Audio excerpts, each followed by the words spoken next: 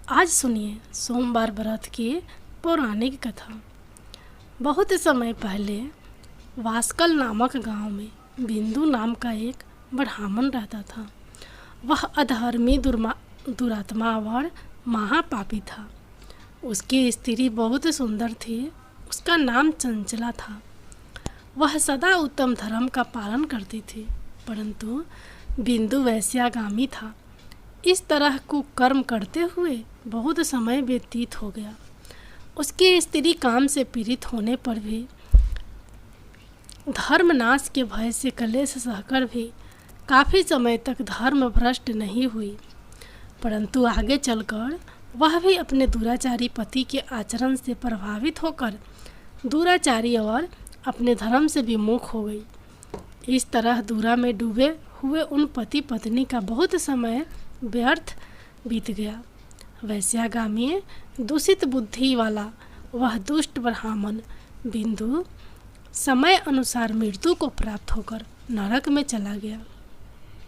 बहुत समय तक नरक की दुखों को भोग कर वह मूढ़ बुद्धि पापी विध पर्वत पर भयंकर पिशाच हुआ।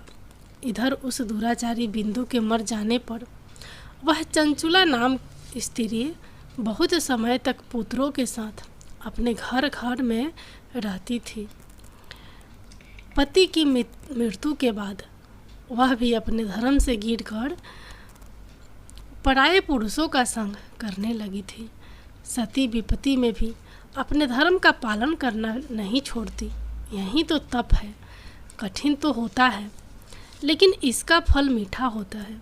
एक दिन देव योग से किसी पुण्य पर्व के आने पर वह अपने भाई बंधुओं के साथ गोकर्ण क्षेत्र में गई। उसने तीर्थ के जल में स्नान किया और बंदी जनों के साथ यहाँ वहाँ घूमने लगी। वह एक देव मंदिर में गई। वहाँ उसने एक ब्राह्मण के मुख से भगवान शिव की परम पवित्र एवं मंगलकारी कथा सुनी।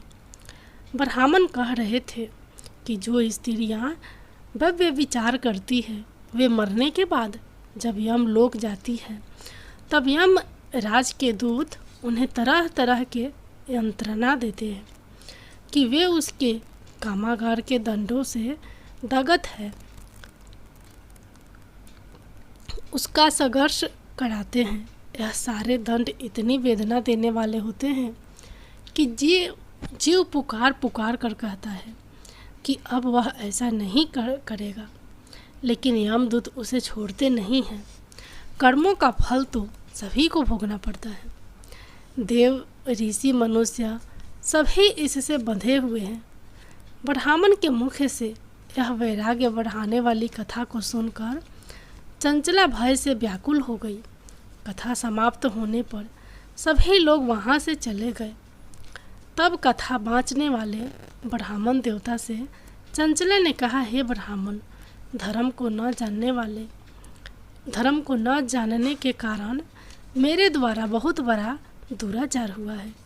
स्वामी, मेरे ऊपर कृपा कर मेरा उद्धार कीजिए। आपके प्रवचन को सुनकर मुझे इस संसार से वैराग्य हो गया है।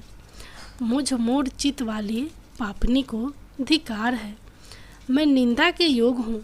मैं बुरे विषयों में फंसकर अपने धर्म से विमुख हो गई थी। कौन मुझ जैसे को मार्ग में मन लगाने वाली पापनी का साथ देगा? जब यमदूत मेरे गले में फंदा डालकर मुझे बांध कर ले जाएंगे और नरक में मेरे शरीर के टुकड़े करेंगे, तब मैं कैसे उन महायातना को सहन कर पाऊंगी? मैं सब प्रकार से नष्ट हो गई हूँ, क्योंकि अभी तक मैं हर तरह से पाप में डूबी रही हूँ। हे ब्राह्मण, आप मेरे गुरु हैं। आप ही मेरे पिता हैं। आप ही मेरे माता हैं। मैं आपके शरण में आई हूँ। मुझ अबला का अब आप उद्धार कीजिए। इस प्रकार विलाप करती हुई चंचुला ब्राह्मण देवता के चरणों में गिर पड़ी। तब ब्राह्मण ने उसे कृपया पूर्वक उठाया और इस प्रकार कहा, नारी, तुम सौभाग्यशाली हो जो भगवान शिव शंकर की कृपा से तुम्हें वैराग्यपूर्ण यह कथा सुनी है और कथा को सुनकर समय से अपनी गलती का एहसास कर लिया है। तुम डरो मत और भगवान शिव की शरण में जाओ। उनकी परम कृपा से तुम्हारी सभी पाप नष्ट हो जाएंगे। मैं तुम्हें भगवान शिव की कथा सहित वह मार्ग बताऊंगा जिसके द्वारा तुम्हें सुख देने वाली उत्तम गति प्राप्त होगी। शिव कथा सुनने से तुम्हारी बुद्धि शुद्ध हो गई है और तुम्हें पश्चाताप हुआ है तथा मन में वैराग्य उत्पन्न हुआ है। पश्चाताप ही पाप करने वाले पापियों के लिए सबसे बड़ा प्रायश्चित है। जो मनुष्य अपने कुकर्म के लिए प्रायश्चित नहीं करता वह उत्तम गति प्राप्त नहीं करता, परंतु जिसे अपने कुकृत्य पर हार्दिक पश्चाताप होता है वह अवश्य ही उत्तम गति का भागीदार होता है। इसमें कोई शक नहीं है। शुद्ध चित्त में ही भगवान शिव और माता पार्वती का वास होता है। वह शुद्ध आत्मा पुरुष सदा शिव के पद को प्राप्त होता है। इस कथा का श्रवण सभी मनुष्यों के लिए कल्याणकारी है, अतः इसकी आराधना और सेवा करनी चाहिए। हे ब्राह्मण पत्नी, तुम अन्य विषयों से अपने मन को हटाकर भगवान शंकर की इस परम पावन कथा को सुनो। इससे तुम्हारे चित्त की शुद्धि होगी और तुम्हें मोक्ष की प्राप्ति होगी। जो मनुष्य निर्मल हृदय से भगवान शिव के चरणों का चिंतन करता है उसकी एक ही जन्म में मुक्ति हो जाती है। यह कहकर वे ब्राह्मण चुप हो गए। उनका हृदय करुणा से भर गया। वे ध्यान में मगन हो गए। ब्राह्मण का यह उपदेश सुनकर चंचुला के नेत्रों में आनंद के आंसू छलक आए। वह हर्ष भरे हृदय से ब्राह्मण देवता के चरणों में गिर गई और हाथ जोड़कर बोली कि मैं कृतार्थ हो गई है। हे ब्राह्मण, शिव भक्तों में श्रेष्ठ स्वामी, आप धन्य हैं। आप परमार्थदर्शी हैं और सदा परोपकार में लगे रहते हैं। साधुओं, मैं नरक के समुद्र में गिर रही हूँ, कृपया करके मेरा उद्धार कीजिए। जिस पौराणिक और अमृत के समान कथा की बात आपने की है उसे सुनकर ही मेरे मन में वैराग्य उत्पन्न हुआ। उस अमृतमय कथा को सुनने के लिए मेरे मन से बड़ी श्रद्धा हो रही है। कृपया आप मुझे उसे सुनाइए। कथा सुनने की इच्छा मन में लिए हुए चंचला उन ब्राह्मण देवता की सेवा में वहीं रहने लगी।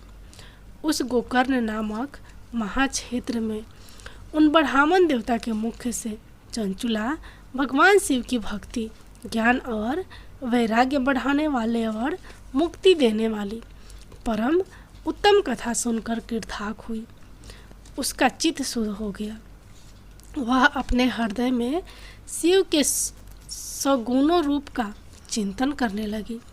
वह सदैव शिव सच्चिदानंदमय स्वरूप का स्मरण करती थी। इसके बाद अपना समय पूर्ण होने पर चंचला ने बिना किसी कष्ट के अपना शरीर त्याग दिया। उसे लेने के लिए एक दिव्य विमान वहां पहुंचा। वह विमान शोभा साधनों से सजा था और शिव गणों से सुशोभित था। चंचला विमान से पूरी पहुंची, उसके सारे पाप धुल गए। वह दिव्य रूप धारिणी दिव्यांगना हो गई थी। वह गौरांग देवी मस्तक पर अर्धचंद्र का मुकुट और अन्य दिव्य आभूषण पहने शिवपुरी में पहुंची। वहां उसने सनातन देवता त्रिनेत्रधारी महादेव शिव को देखा। सभी देवता उनकी सेवा में भक्ति भाव से उपस्थित थे। उनकी अंग क्रांति करोड़ों सूर्य के समान प्रकाशित हो रही थी। 5 मुख और हर मुख में 3-3 नेत्र थे। मस्तक पर अर्ध चंद्र आकार मुकुट शोभायमान हो रहा था। कंठ में नील चिह्न। उनके साथ में देवी गौरी विराजमान थी जो विद्युत पुंज के समान प्रकाशित हो रही थी। महादेव जी की कांति कपूर के समान गौर थी। उनके शरीर पर श्वेत वस्त्र थे तथा शरीर श्वेत भस्म से युक्त था। इस प्रकार भगवान शिव के परम उज्ज्वल रूप के दर्शन कर चंचुला बहुत प्रसन्न हुई। उसने भगवान को बारंबार प्रणाम किया और हाथ जोड़कर प्रेम, आनंद और संतोष से युक्त होकर विनीत भाव से खड़ी हो गई। उसके नेत्रों से आनंद के आंसुओं की धारा बहने लगी। भगवान शंकर और भगवती गौरी उमा के करुणा के साथ सौम्य दृष्टि से देखकर चंचुला को अपने पास बुलाया। गौरी उमा ने उसे प्रेम पूर्वक अपनी सखी बना लिया। चंचला सुखपूर्वक भगवान शिव के धाम में उमा देवी की सखी के रूप में निवास करने लगी। एक दिन चंचुला आनंद में मगन उमा देवी के पास गई और दोनों हाथ जोड़कर उनकी इस स्तुति को करने लगी। हे गिरिराज नंदिनी स्कंद माता उमा, आप सभी मनुष्यों एवं देवताओं द्वारा पूजित तथा समस्त सुखों को देने वाली हैं। आप शंभु प्रिया हैं, आप ही सगुणा और निर्गुणा हैं। हे सच्चिदानंद स्वरूपा, आप ही प्रकृति की पोषक है। हे माता, आप ही संसार की सृष्टि, पालन और संहार करने वाली हैं।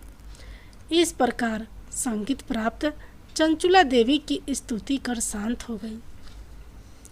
उसकी आंखों में प्रेम के आंसू उमड़ आए। तब शंकर प्रिया भक्त वत्सला उमा देवी ने बड़े प्रेम से चंचुला को चुप कराते हुए कहा कि सखी चंचुला, मैं तुम्हारी इस स्तुति से प्रसन्न हूँ। बोलो क्या वर मांगती हो। तब चंचुला बोली, हे गिरि राजकुमारी, मेरे पति बिंदु इस समय कहाँ हैं? उनकी स्थिति कैसी है? मुझे बताइए और कुछ उपाय कीजिए ताकि हम फिर से मिल सके। हे महादेवी, मेरे पति एक शूद्र जाति वैश्या के प्रति आसक्त थे और पाप में ही डूबे रहते थे। गिरिजा बोली, बेटी, तुम्हारा पति बिंदु पापी था, उसका अंत बड़ा भयानक हुआ। वैश्या का उपयोग करने के कारण वह मूर्ख नरक में अनेक वर्षों तक अनेक प्रकार के दुख भोग कर अवशेष पाप को भोगने के लिए विंध्य पर्वत पर पिशाच की योनि में रह रहा है और वह दुष्ट वहीं वायु पीकर रहता है और सब प्रकार के कष्ट को सहता है। गौरी देवी की यह बात सुनकर चंचुला अत्यंत दुखी हो गई। फिर मन को किसी तरह स्थिर करती हुई दुखी हृदय से माँ गौरी से उसने एक बार फिर पूछा, हे महादेवी, मुझ पर कृपा कीजिए और मेरे पापी पति का अब उद्धार कीजिए। कृपया करके मुझे वह उपाय बताइए जिससे मेरे पति को उत्तम गति प्राप्त हो सके। गौरी देवी ने कहा, यदि तुम्हारा पति भगवान शिव की पुण्यम उत्तम कथा सुने तो वह इस दुर्गति को पार करके उत्तम गति का भागी हो सकता है। अमृत के समान मधुर गौरी देवी के यह वचन सुनकर चंचुला ने दोनों हाथ जोड़कर मस्तक झुकाकर उन्हें बार बार प्रणाम किया और प्रार्थना की कि मेरे पति को भगवान शिव की कथा सुनाने की व्यवस्था कीजिए। ब्राह्मण पत्नी चंचुला के बार बार प्रार्थना करने पर शिव प्रिया गौरी देवी ने भगवान शिव की महिमा का गान करने वाले गंधर्व राज तुमरो को बुलाकर कहा, तुमरो, तुम्हारी भगवान शिव में प्रीति है। तुम मेरे मन की सभी बातें जानकर मेरे कार्यों को सिद्ध करते हो।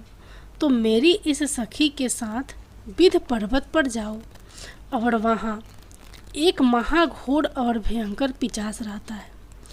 पूर्व जन्म में वह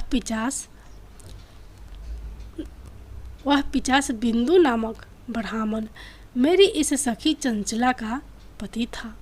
वह वेश्यागामी हो गया था। वह स्नान संध्या आदि नित्य कर्म छोड़कर अपवित्र रहने लगा। क्रोध के कारण उसकी बुद्धि नष्ट हो गई।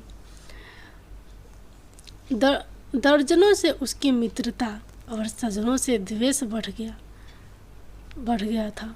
वह अस्त्र शस्त्र से हिंसा करता, लोगों को सताता और उनके घरों में आग लगा देता था। चंडाल से दोस्ती करता और वह रोज वेश्या के पास जाता था। पत्नी को त्याग कर दुष्ट लोगों से दोस्ती कर उन्हीं के संपर्क में रहता था।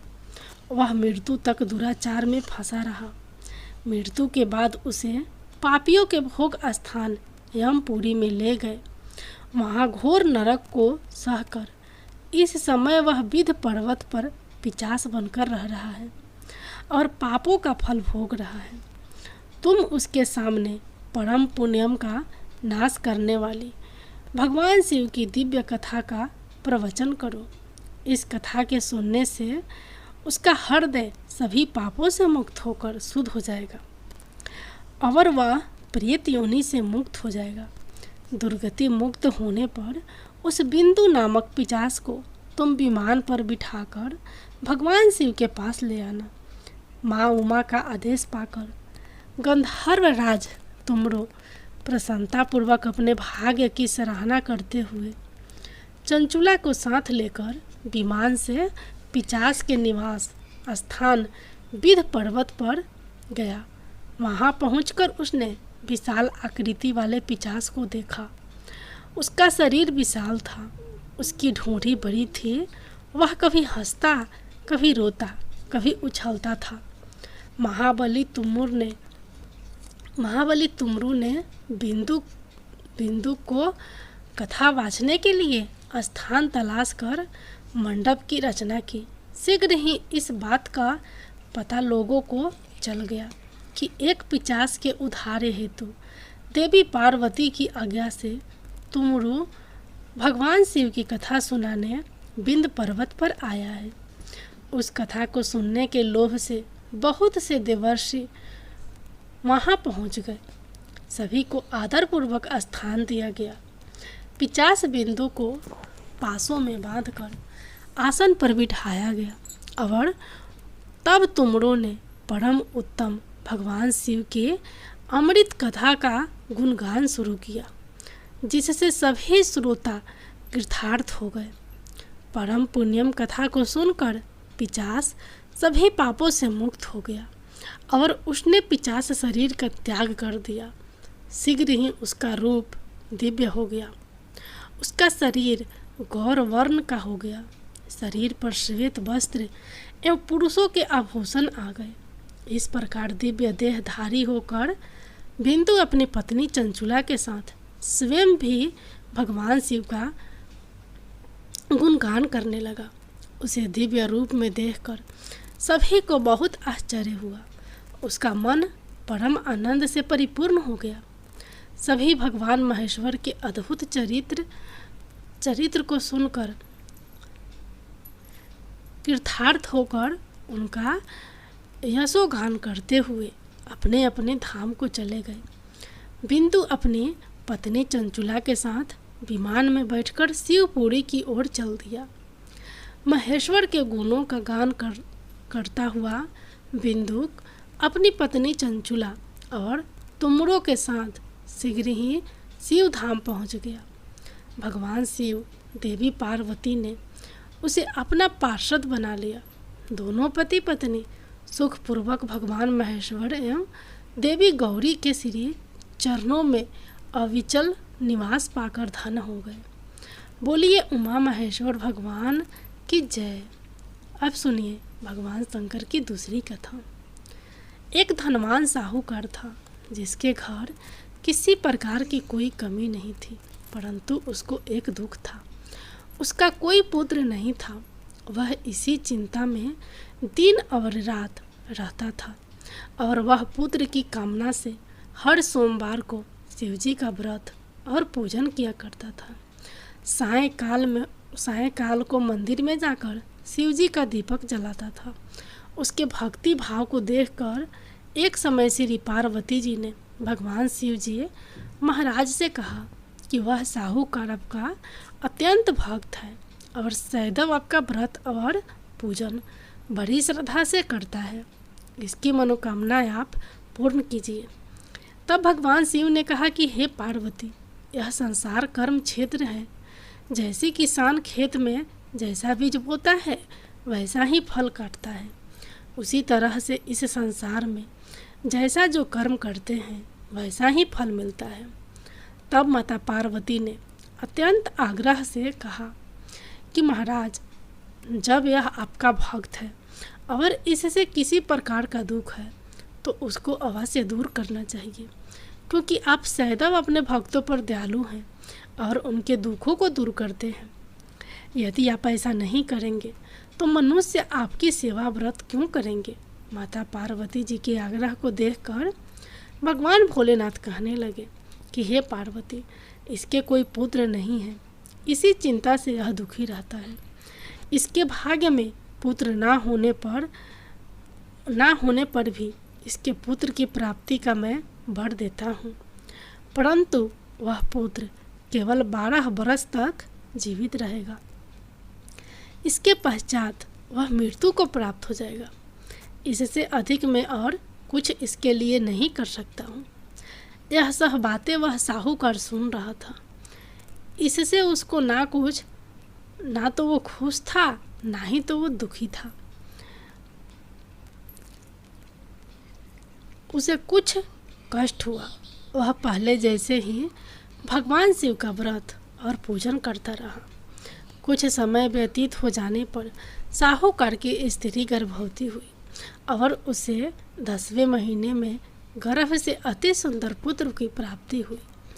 साहूकार के घर में बहुत खुशियां मनाई गई, परंतु साहूकार ने उसको केवल 12 वर्ष की आयु जानकर कोई अधिक प्रसन्नता प्रकट नहीं की और ना ही किसी को यह भेद बताया। जब वह 11 वर्ष का हो गया तो उस बालक की माता ने उसके पिता से विवाह आदि के लिए कहा, परंतु साहूकार कहने लगा, मैं अभी इसका विवाह नहीं करूँगा और पढ़ने के लिए इसे भेजूँगा। फिर साहूकार ने अपने साले अर्थात उस बालक के मामा को बुलाकर उसको बहुत सा धन देकर कहा, तुम इस बालक को काशी में पढ़ने के लिए ले जाओ और रास्ते में जिस स्थान पर भी जाओ वहाँ यज्ञ करना और ब्राह्मणों को भोजन कराते जाना। वे दोनों मामा और भांजा सब जगह यज्ञ करते हुए और ब्राह्मणों को भोजन कराते जा रहे थे। रास्ते में उनको एक शहर पड़ा। उस शहर के राजा की कन्या का विवाह था और दूसरे राजा का लड़का जो विवाह कराने के लिए बारात लेकर आया था, वह एक आंख से काना था। उसके पिता को इस बात की बड़ी चिंता थी कि कहीं वर को देखकर कन्या के माता पिता विवाह में किसी प्रकार की अड़चन पैदा ना करे दे। इस कारण जब उसने अति सुंदर सेठ के लड़के को देखा तो उसने मन में विचार किया कि क्यों ना दरवाजे के समय, क्यों न जयमाले के समय इस लड़के से वर का काम चलाया जाए। ऐसा विचार करके वह वर के पिता ने उस लड़के और मामा से बात की तो वे दोनों राजी हो गए। फिर उस लड़के को वर के कपड़े पहनाकर और घोड़ी पर चढ़ाकर दरवाजे पर ले गए और बड़ी सुंदरता से सब कार्य संपन्न हो गए। वर के पिता ने सोचा यदि विवाह कार्य भी इसी लड़के से करा दिया जाए तो इसमें क्या बुराई है। ऐसा विचार करके लड़का और उसके मामा ने कहा, यदि आप फेरों और कन्यादान का काम भी करा दें तो आपकी बड़ी कृपा होगी और हम इसके बदले बहुत सा धन देंगे। उन्होंने भी स्वीकार कर लिया और विवाह कार्य भी बहुत कुछ अच्छी तरह से हो गया। परंतु जिस समय लड़का जाने लगा तो उसने राजकुमारी की चुन्नी के पल्ले पर लिख दिया कि तेरा विवाह मेरे साथ हुआ है, परंतु जिस राजकुमार के साथ तुमको भेजेंगे वह एक आंख से काना है। मैं तो काशी पढ़ने जा रहा हूँ। उस राजकुमारी ने जब अपनी चुन्नी पर ऐसा लिखा हुआ देखा तो उसने राजकुमार के साथ जाने से मना कर दिया और कहा कि यह मेरा पति नहीं है, मेरा विवाह इसके साथ नहीं हुआ, वह तो काशी पढ़ने गया है। राजकुमारी के माता पिता ने अपनी कन्या को विदा नहीं किया और बारात वापस चली गई। उधर वह सेठ का लड़का और उसका मामा काशी पहुंच गए वहाँ जाकर उन्होंने यज्ञ करवाया और लड़के ने पढ़ना शुरू कर दिया। जब लड़के की आयु 12 साल की हो गई तब एक दिन उन्होंने यज्ञ रखा था कि लड़के ने अपने मामा से कहा कि आज तो मेरी तबीयत ठीक नहीं है। मामा ने कहा अंदर जाकर सो जाओ। जब लड़का अंदर जाकर सो गया और थोड़ी ही देर में उसके प्राण निकल गए। जब उसके मामा ने आकर देखा कि वह तो मुर्दा पड़ा है तो उनको बहुत दुख हुआ और उन्होंने सोचा कि मैं अभी रोना पीटना मचा दूंगा तो यज्ञ का कार्य अधूरा रह जाएगा। अतः उन्होंने जल्दी से यज्ञ का कार्य समाप्त करके ब्राह्मण के जाने के बाद रोना पीटना आरंभ कर दिया। संयोगवश उसी समय शिव जी और पार्वती जी उधर से जा रहे थे। पार्वती जी कहने लगी कि हे स्वामी, कोई दुखियारा रो रहा है, इसके कष्टों को आप दूर करो। तब भगवान शिव बोले, इसकी आयु इतनी ही थी सो ये भोग चुका है। माता पार्वती ने कहा कि महाराज कृपया करके इस बालक को आप आयु दें, दो नहीं तो इसके माता पिता तड़प तड़प कर मर जाएंगे।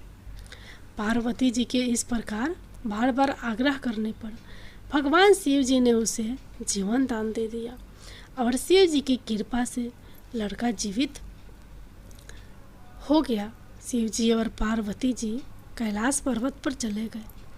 तब इस प्रकार यज्ञ करते हुए लड़का और उसके मामा अपने घर की ओर चल पड़े। रास्ते में उसी शहर में गए जहाँ उसका विवाह हुआ था और जहाँ पर आकर यज्ञ किया तो लड़के के ससुर ने उसे पहचान लिया और अपने घर महल में जाकर बड़ी खातिर के साथ बहुत दान दक्षिणा के सहित आदरपूर्वक लड़की और जमाई को विदा किया। जब वह अपने शहर के निकट आए तो मामा ने कहा, मैं पहले तुम्हारे घर जाकर सबको खबर करता हूँ। उस समय लड़के के माता पिता अपने घर की छत पर बैठे हुए थे और उन्होंने यह प्रण कर रखा था कि यदि हमारा पुत्र सकुशल घर आएगा तो राजी खुशी नीचे उतर कर आ जाए और नहीं तो छत से गिरकर अपने प्राण खो देंगे। इतने में उस लड़के के मामा ने जाकर यह समाचार दिया कि आपका पुत्र आ गया है, परंतु उनको विश्वास नहीं हुआ। तब उसके मामा ने शपथ पूर्वक कहा कि आपका पुत्र अपनी स्त्री के साथ बहुत सारा धन लेकर आया है। तो सेठ ने आनंद के साथ उसका स्वागत किया और बड़ी प्रसन्नता से रहने लगे।